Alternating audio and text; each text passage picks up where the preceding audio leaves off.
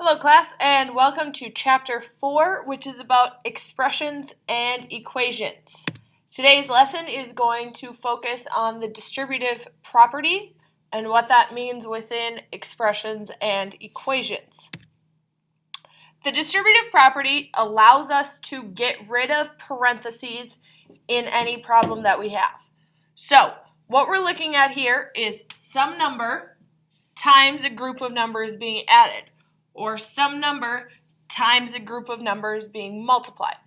So what our goal is here is to break this into pieces so that we can get rid of those parentheses. What this is saying is that we can take the outside number, so what's being distributed, and multiply it with the first number. So that's what A times B means. Then it's saying we're going to add, because we have addition, and then we're going to add A times C. So whatever number's on the outside is being multiplied with each piece on the inside. It's very important that you do it with each piece on the inside. In this case, there's just two pieces on the inside, but we could have something like A times B plus C plus D, which then would distribute to A times B plus A times C plus A times D. So it can work with any number of inside pieces. The key thing is that you are multiplying every pair of numbers. The outside with the first inside, the outside with the second inside, the outside with the third inside. And you continue that process.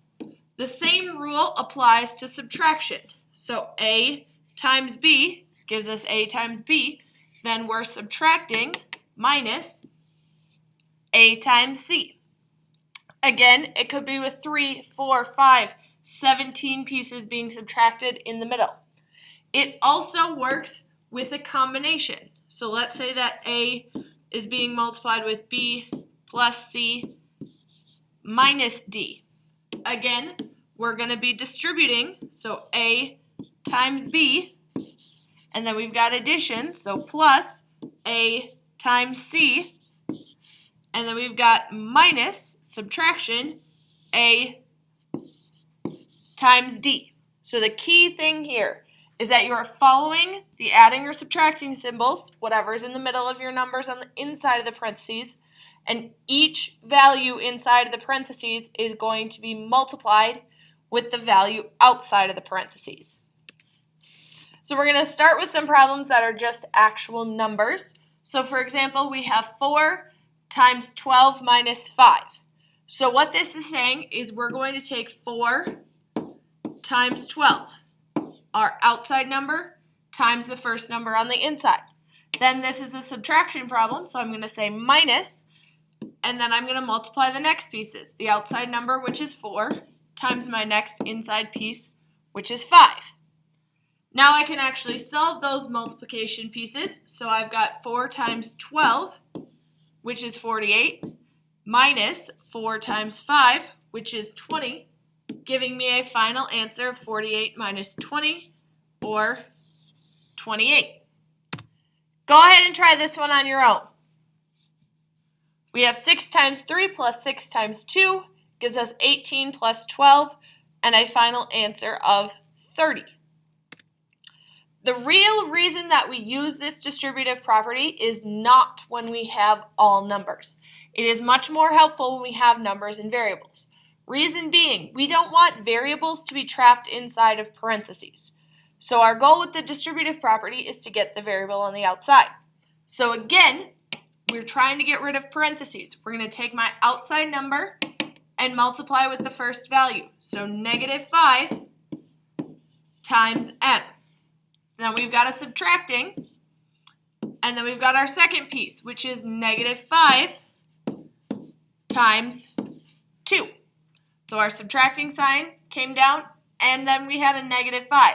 So that ends up being two negative signs in a row. Then we've got negative 5 times m, which is negative 5m, minus negative 5 times 2, which is negative 10. When we have two negatives in a problem, that becomes a positive. So our final answer is negative 5m plus 10. We cannot take this any further because what this is saying is we have 5 negative m's and then we're adding on 10. So we can't put it together and say 5m's because this part is an m and this part is a regular 10. So once you get to your variables and numbers by themselves, we're not going to be able to actually solve the problem any further. Go ahead and try this one on your own. We have 9 times x plus 9 times 4, which gives you 9x plus 36. Another example with a variable. So we're going to take 8 times y minus 8 times 2. We've got 8 times y, which is going to give us 8y, minus 8 times 2, which is going to give us 16. Again, can't put them together, so that's the end of our problem. Go ahead and try this one on your own. We've got negative 2 times p plus negative 2 times 3. That gives us negative 2p plus negative 6. If you are adding negatives, that's the same thing as subtracting. So we end up with negative 2p minus 6. If you have questions about this or anything else from the lesson, please let me know when you get to class.